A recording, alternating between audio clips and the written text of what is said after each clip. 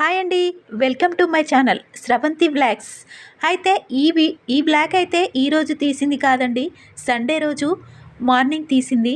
అయితే ఆదివారం రోజు మా మామయ్య కర్రీ చేస్తారని ఇంతకుముందు ఒకసారి మీకు చెప్పే ఉంటాను.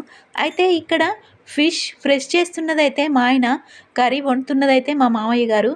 అయితే ఆయనకు నాన్ వెజ్ కర్రీస్ అయినా వెజ్ కర్రీస్ అయినా చాలా బాగా చేస్తాడు. ప్రతిరోజు సోమవారం నుండి శనివారం వరకైతే రోజు పొద్దున్నే 3 గంటలకే లేచి మార్కెట్‌కి వెళ్తే మళ్ళీ నైట్ 9, 9:30 అట్లా వస్తాడండి. అందుకని చెప్పి ఇక సండే ఒక్కరోజైతే రెస్ట్ తీసుకొని ఇంటి దగ్గరే ఉంటాడు. అయితే నేనైతే సండే రోజు మాత్రం మార్కెట్‌కి పొద్దుగాల 7 గంటల వరకే వెళ్ళిపోతాను. పొద్దున్నే ఇంట్లో పనులన్నీ చేసేసి అన్నం వండి మాత్రం వెళ్ళిపోతాను. మా మామయ్య వచ్చి మాత్రం కర్రీస్ మాత్రం చేస్తాడు.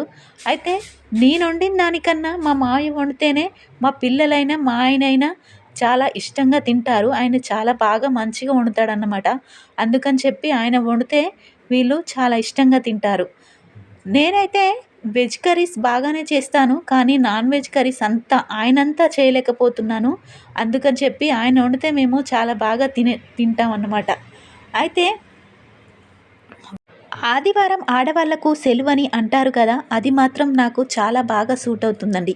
ఎందుకంటే ప్రతి సండే మా మావయ్యనే కర్రీస్ చేస్తారు. అయ్య ఒక్క పూటకి సరిపోయేంత కాదు, మొత్తం ఆ రోజంతా సరిపోయేంత చేస్తాడు. ఆయనే వండితే కొద్దిగంత అయితే వండడు. ఒక కిలో వండే కాడ 2, 3 కిలోలే తెచ్చేసి వండుతాడు. అయితే కల్మషం లేని మనిషి అండి. ఈ పని నేను చెయ్యాలా, ఆ పని నేను చెయ్యాలా అని అయితే అస్సలు అనుకోడు. ఏ పనైనా మన పనే కదా అనే ఉద్దేశంతో మాత్రం చేస్తాడు.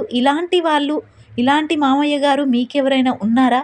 అయితే తప్పకుండా కామెంట్ చేయండి. చాలా ఎంతో మంచి గుణం అన్నమాట. ఇలాంటి వారైతే చాలా తక్కువలో తక్కువ మంది ఉంటారు.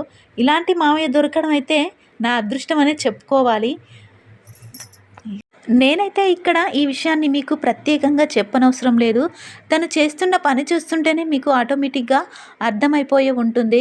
అయితే చేపల కర్రీ చేసేటప్పుడు మనం ముందుగానే చేపలు పోపులో వేసేస్తాం కదా, కానీ మా మామయ్య గారు అలా కాదు. ఫస్ట్ పులుసులోనే కారం, ఉప్పు, పసుపు, అల్లం అన్నీ కలిపేసి పులుసు మాత్రమే పోపులో వేసేస్తాడు. తర్వాత పులుసు మసిలేటప్పుడు ముక్కలను అందులో వేస్తాడు. చాలా చిక్కగా ఎంతో బాగా టేస్టీగా ఉంటుంది. ఇలా మాత్రం చెయ్యడం మాత్రం నేను ఎన్నిసార్లు ట్రై చేసినా కానీ నాకైతే కుదరటం లేదండి. మీలో ఎవరైనా ఇలా చేసేవారు ఉన్నారా? అయితే తప్పకుండా కామెంట్ చేయండి. Thank you for watching.